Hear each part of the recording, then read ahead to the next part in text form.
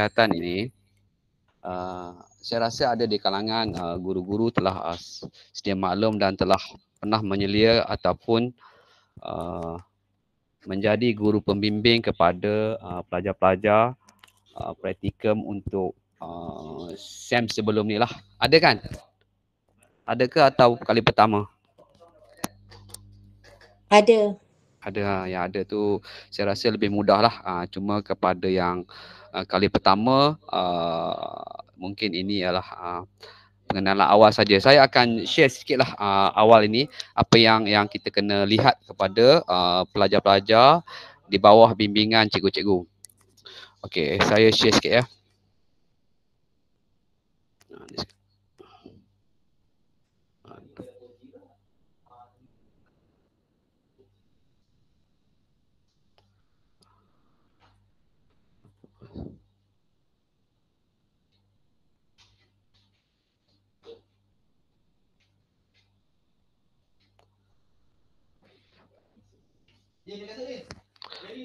Boleh nampak tak? Hello? Nampak apa tu? Tak keluar. Ji, tak keluar Ji? Tak keluar ya? Tak keluar. Sekejap ya.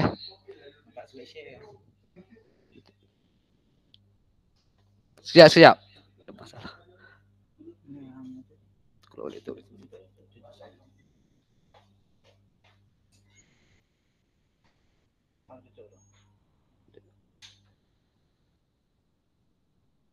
Sekejap ya, ada masalah sikit.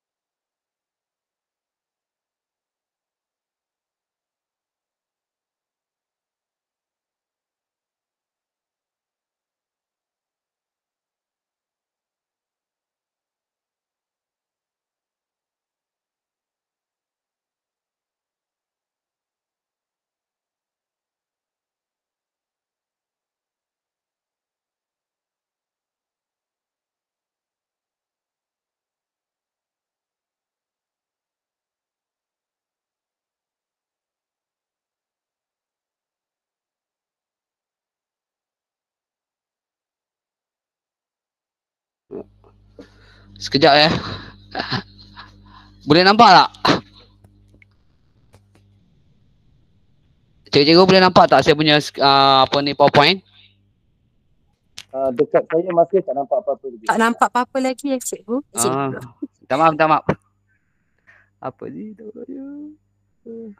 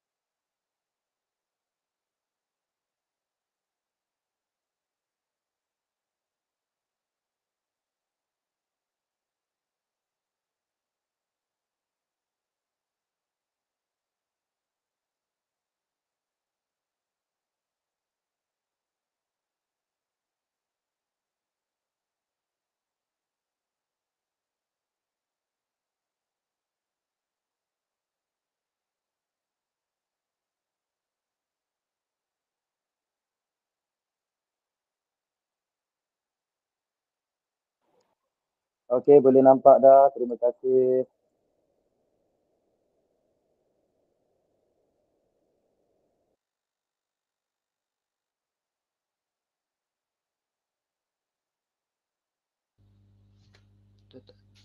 Pasal tak gelang ah. Pasal okey okey.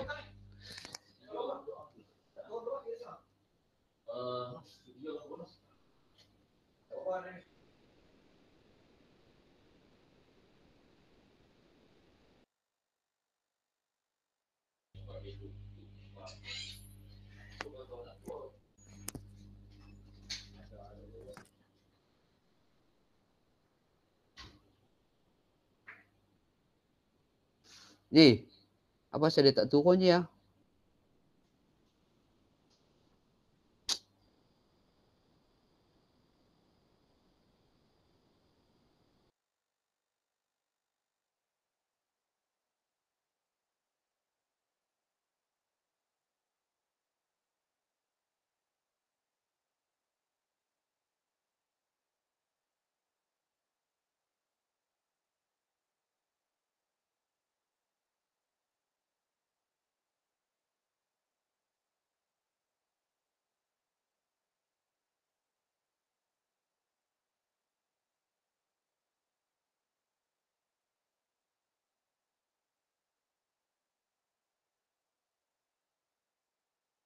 Kena buka slide ada kat table tu.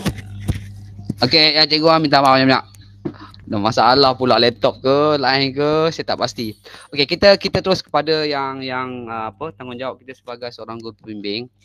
Untuk ini, untuk subjek pendidikan kesihatan ni, saya rasa semua cikgu mengajar pendidikan kesihatan ya.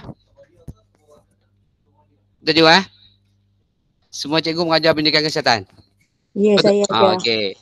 Okey, untuk minggu pertama ni sebenarnya kita masuk sesi untuk jadual waktu, sukatan pelajaran, sumber itu saya sebut laju sikitlah sebab kita dah delay sikit masa ni. Proses pengajaran, pengurusan kelas, pentafsiran, portfolio, pengelolaan kurikulum dan juga komunikasi. Itulah antara term-term yang kita kena lihat sepanjang sebagai guru pembimbing untuk membimbing pelajar-pelajar yang praktikal ataupun menjalani latihan di sekolah cikgu-cikgu lah.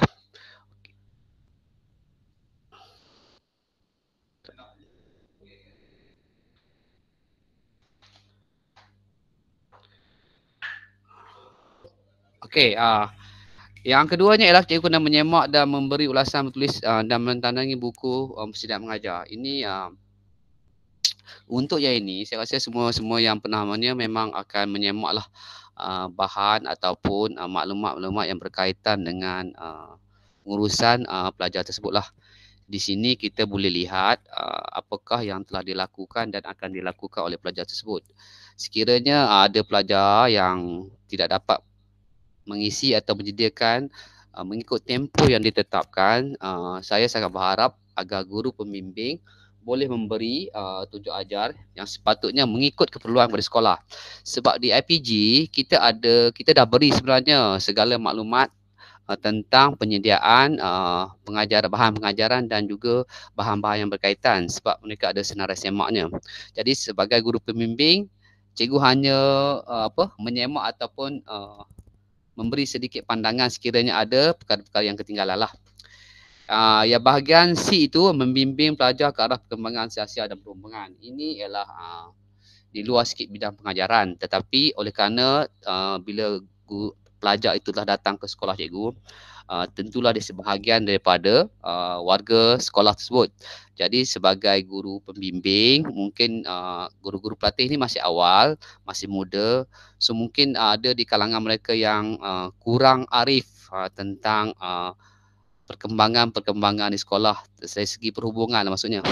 Mungkin mereka ada nanti mungkin ada cikgu-cikgu yang kata nampak macam mereka itu macam tak menghormati guru-guru. Jadi ini jugalah tugas sebagai guru pembimbing untuk memberikan nasihat dan juga bagaimana hubungan dan perhubungan guru-guru di sekolah tersebut.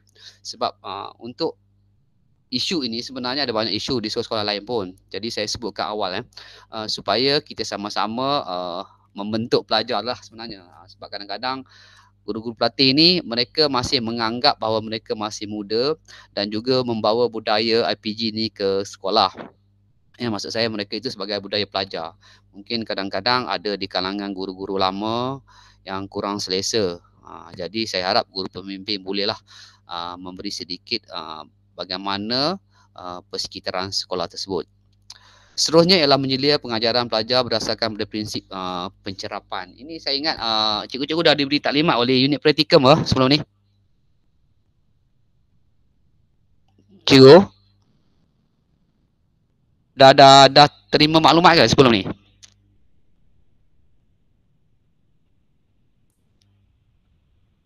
Tak pasti ke atau tak boleh dengar ke suara saya?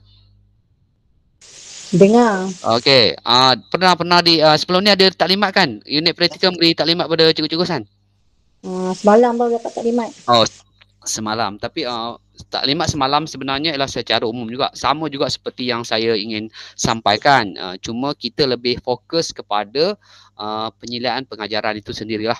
Jadi saya rasa untuk menyelia ini kita ada beberapa kali penyeliaan. Bagi kami di sebagai pensyarah pembimbing, untuk elektif ini kita akan datang sebanyak 3 kali saja. Yang kita akan guna borang untuk sama juga seperti cikgu-cikgu. Kali pertama itu kami akan gunakan borang PR1 sama seperti cikgu. PR1 ini ialah bimbingan. Dia tak ada markah sebenarnya kepada pelajar itu. Jadi kita bimbing, kita melihat apa yang diusahakan oleh pelajar itu. Sekiranya ada kelemahan-kelemahan, saya dan juga guru sebagai guru pembimbing akan beri fokus kepada perkara tersebut. Jadi oleh kerana cikgu pembimbing, guru pembimbing saya rasa akan melihat mereka 4 kali, betul ya? Maksud saya isi borang tu 4 kali atau 3 kali? Untuk subjek elektif 3 kali. Ya saya. Kesihatan pendidikan elektif. 3 kali ke 4 kali tadi?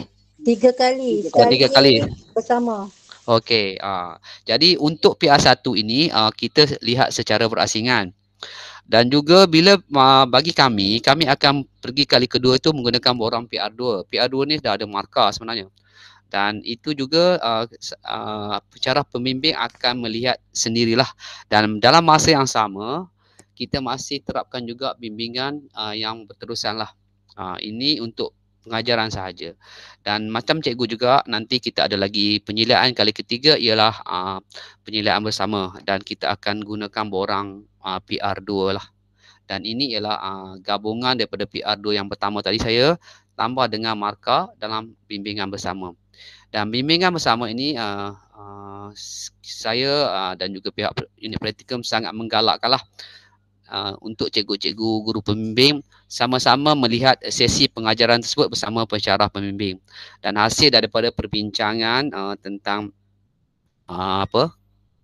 pengajaran pelajar tersebut, kita akan bincang markah yang sesuai untuk diperolehi pelajar tersebut. Untuk setakat ini faham juga ya? Faham juga ya? Faham. InsyaAllah okey faham.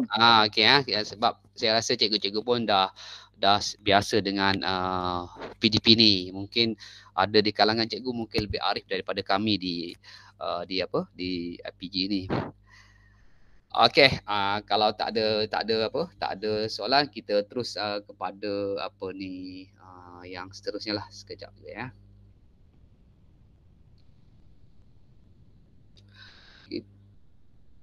Sorry.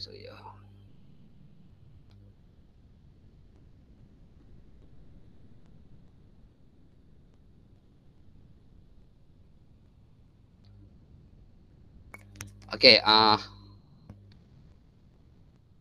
kita tengok yang seterusnya. Selain daripada kita melihat kepada sesi PDP yang dijalankan oleh pelajar tersebut, kita juga ada sedikit tanggungjawab lain ya untuk guru pembimbing ni, walaupun dia bukan mandatory lah, saya sebutlah mandatory, iaitu untuk itu menyimpan rekod bimbingan untuk SEM ini, adakah unit praktikum tadi setiap borang yang cikgu isi pada pelajar tersebut diserahkan kepada unit praktikum terus ataupun diserahkan kepada pensyarah pembimbing ataupun guru pelatih itu? Ada maklumat ke untuk yang sesi tadi? Sesi semalam maksud saya. Tak ada. Tak ada. Tak ada so dia suruh ya. Ini yang borang rekod kita buat subhanallah. PR tadi, borang PR tadi ya? PR. Ya. Betul ke? Ya saya. Kalau kita tahu semalam, yang original kita akan bagi dekat pelatih dan kita simpan kopi saja. Okey, maksudnya kalau ikut yang penjelasan cikgu tadi, kita berikan kepada guru pelatih lah, masih boleh. So untuk ini kalau diberi pada guru pelatih, maksudnya borang PR2 yang saya bersama dengan ataupun pensyarah pembimbing bersama guru pembimbing semasa penilaian bersama itu hanya guna satu borang saja, dan guru pembimbing sebenarnya tak ada dapat lihatlah markah itu sebenarnya, sebab kalau itu yang disarankan sebelum ni. Okey, seterusnya ialah memantau kehadiran dan tingkah laku sepanjang praktikum. Ini ialah perkara biasa bagi pada guru pembimbing lah, sebab kita sedia maklum guru-guru pelatih ini memang ada karakter tersendiri lah. Kita tahu mereka masih muda, walaupun mereka ini adalah untuk praktikum ini ataupun praktikal ini adalah praktikal yang kedua. Mereka telah pergi ke sekolah yang pertama dulu, praktikum 1, sekarang ini sesi untuk ini adalah praktikum yang kedua. Dan mereka juga lah pelajar-pelajar tahun akhir. Tapi mungkinlah ada di kalangan guru-guru pelatih itu yang mempunyai tingkah laku ataupun nak cakap macam mana ya, maksudnya tidak mengikut peraturan sekolah lah. So sebagai guru pembimbing, saya lah dan juga pensyarah pembimbing juga sangat berharap supaya guru pembimbing dapat memberi teguran ataupun nasihat yang bersesuaian lah dengan iklim sekolah. Sebab kalau kita ada sesuatu yang tidak sesuai ataupun kita rasakan itu tidak patut dilakukan, guru-guru pembimbing boleh berhubung terus dengan pensyarah pembimbing, ataupun sekiranya tidak boleh selesai juga, guru pembimbing boleh terus melaporkan kepada unit praktikum RPG. Dan ini adalah proses biasa, sebab macam hari taklimat semalam, ada tak diberitahu sekiranya berlaku perkara-perkara yang tidak diingini, ada borang yang perlu diisi oleh guru pembimbing? Ada ke? Ada, Tuan. Ada kita. Okey, so tanggungjawab juga guru pembimbing sekiranya lah, tapi saya sangat berharap lah supaya kita boleh menegur mereka secara diplomasi lah. Maksud saya kalau yang biasa-biasa itu kita boleh bercakap terus kepada mereka. Cuma kalau ada sesuatu yang kita rasa fikir kita perlu share dengan saya ataupun pensyarah pembimbing, cikgu-cikgu rujuk dulu kepada pensyarah pembimbing, sebab selalunya kita sangat berharap supaya guru-guru pelatih yang kita hantar ke sekolah-sekolah cikgu tidak memberi masalah, dan juga mereka dapat membina kerjaya mereka di masa depan dengan lebih baik. Jadi mungkin dengan cara kita memantau, memberi nasihat dan juga teguran itu, mungkin itu dapat memperbaiki segala masalah yang dihadapi.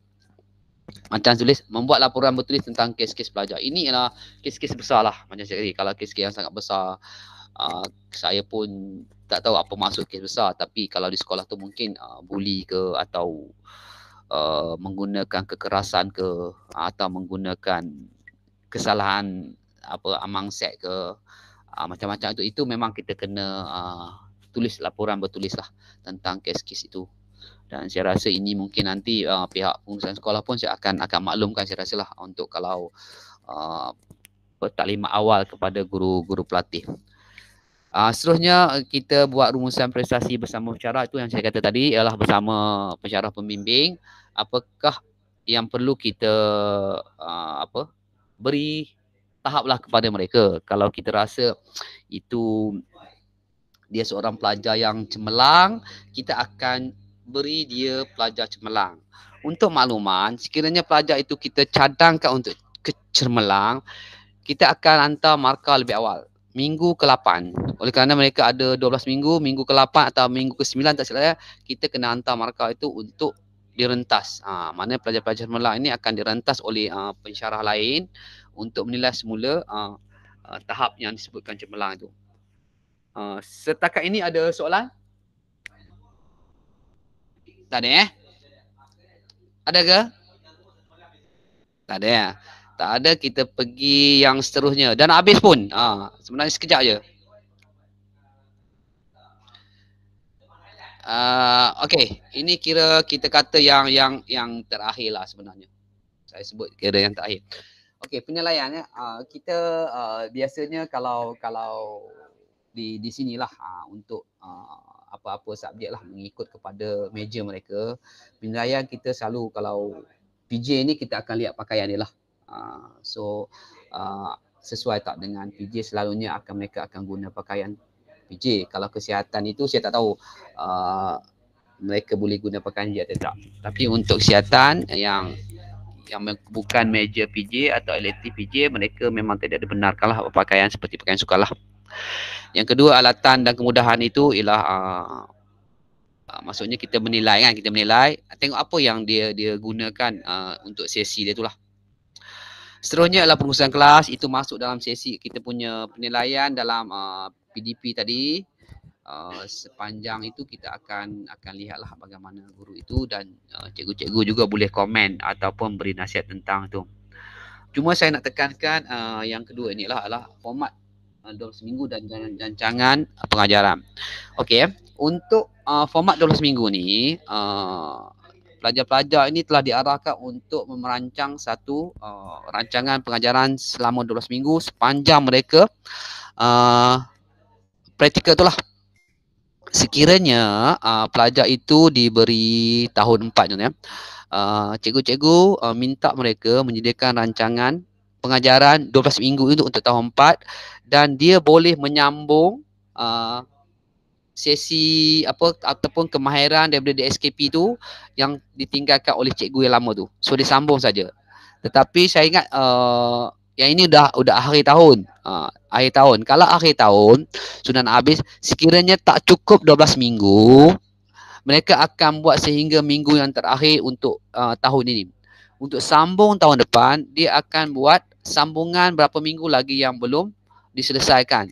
Tetapi sekiranya pada tahun ini, ini yang minggu ni sekarang masih untuk guna tahun 2023, sekiranya tahun baru untuk kelas lain, guru pelatih perlu membuat yang barulah, maksudnya yang untuk tahun kalau tahun tadi tahun 4, mungkin tahun ini dia akan beri tahun 5, so kita sambungan itulah daripada tahun 5. Kalau dia bermula daripada maksud tajuk 1, dia akan tambah lagi berapa tajuk yang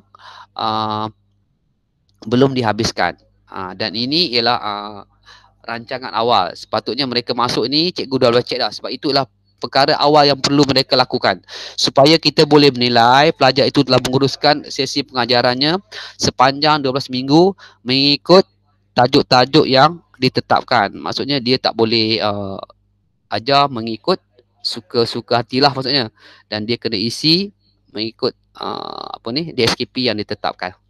Itu ya perkara yang mesti kita beri penekanan dan juga melihat secara format yang betul lah. Dan kita tahu kalau dia kata satu tajuk itu memang boleh habis 1 minggu, kita bagi 1 minggu lah. Kalau kena 4 waktu 2 minggu, kita suggestkan dia pada tajuk itu pada 4 waktu. Okey cikgu, ada soalan untuk itu? Ada cikgu? Tak ada? Cik, sorry Yes, ganggu. Ya, tak apa, boleh cakap. Memang untuk macam elektif PK ni kan seminggu sekali je kan. Seminggu sekali, okey. Okey, jadi maksudnya kita boleh ambil kelas lain lah untuk menyukupkan 8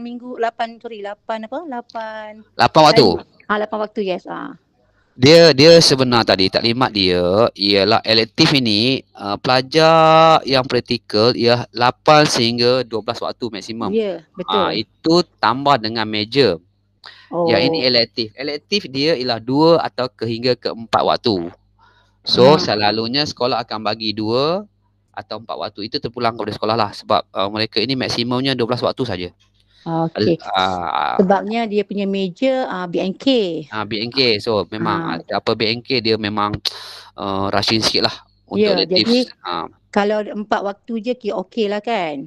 Itu senanglah untuk diselia oleh guru pembimbing dan juga pencara pembimbing. Sebab mereka mereka ada 4 minggu saja sebenarnya untuk di ni. Jadi siapa yang ada pelajar-pelajar BNK, saya harap cikgu-cikgu dapat beri bimbingan lebih awal lah. Dan saya difahamkan untuk minggu ni banyak sekolah yang exam ya. Minggu depan sekolah saya minggu depan, jadi minggu ni baru sediakan jadual untuk diorang lah. Ya ke? Oh, mana ada tak sekolah yang dah minggu depan tak ada exam, maksud saya lah. Semua sekolah exam lah? Kami dah exam minggu ni, minggu depan break seminggu and then exam balik. Oh, exam break seminggu. So, saya rasa break seminggu itu maksudnya student pelajar dia lah kan?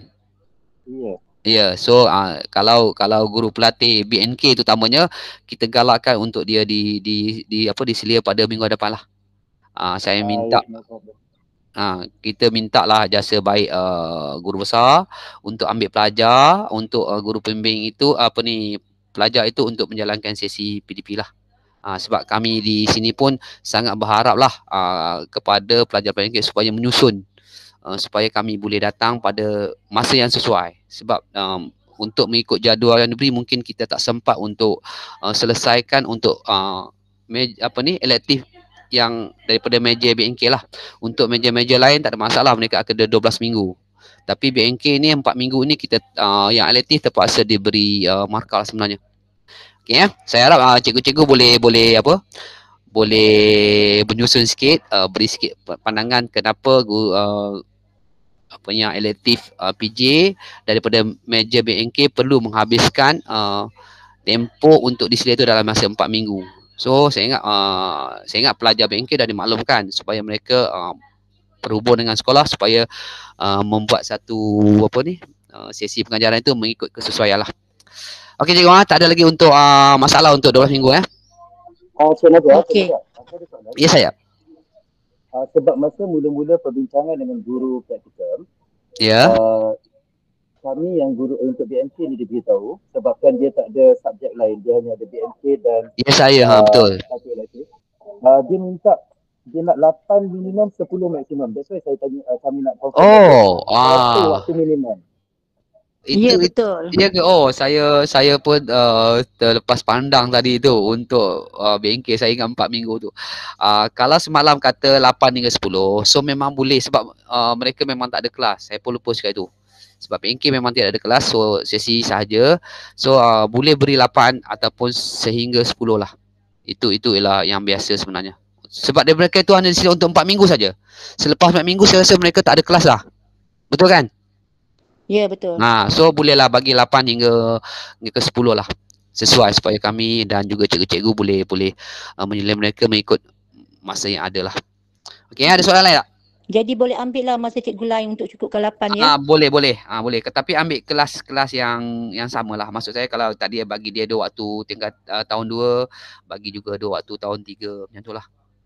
Supaya 8 lah kalau boleh. Okey, boleh. Terima kasih. Okey, yang akhir sekali lah. Ni akhir lah. Biasalah tulis dalam bahasa Melayu cuma rancangan pengajaran ni. Untuk rancangan pengajaran ni kita panggil RPH lah, sebenarnya dah disediakan format. Saya pun dah beri format itu kepada guru-guru pelatih semua. So cikgu ikut saja untuk menyelia, minta mereka sediakan RPH tu, cikgu boleh ikut format tu saja. Kita tak perlu ubah, kita ikut saja. Cuma kita boleh komen untuk bahagian-bahagian yang kita rasa yang diisi tu tak lengkap lah. Macam objektif. Tahu kan, saya rasa itu saya tak perlu explain lah sebenarnya. Saya pun hari ni saya tak fikir untuk saya menerangkan tentang kandungan pada format tu. Saya rasa nanti cikgu tengok apa yang guru pelatih share dengan cikgu RPH mereka untuk sebelum mereka pengajaran tu. Jadi itu format yang ada, cikgu boleh komen untuk mengikut pandangan cikgu sendirilah. Kita tak ada guideline cikgu mesti macam ni, tak. Jadi bila kita bersama nanti tu kita boleh share kenapa. Boleh ya? Boleh cikgu Okey, faham, boleh. Okey ada lain-lain tak sebelum saya stopkan? Sebab yang bawah tu saya kata tadi ialah tentang RPH tu, maksudnya format dia tu, tapi saya rasa tak perlu saya share lah di sini sebab itu semua sama je. Cuma laporan tu terpulang pada cikgu. Okey, ada lagi? Kalau nak share apa-apa, kalau tak ada bolehlah buka-buka kamera, tengok-tengok orang pula Kalau boleh Kalau tak boleh tak apa. Mana tahu jumpa saya di mana-mana ke. Ada ke sekolah Bandar Baru Putra ada ke? Sekolah Bandar Putra ada ke? Tak ada. Oh. Sekolah Pangkalan. SK Pangkalan. SK Pangkalan Sebab saya nak memilih ke SK Pangkalan untuk BNK. Okey siapa lagi? Cik Diana sekolah mana? Puan Cikgu Diana. SK PPH. PPH dekat sangatlah dengan IPG. Jiran.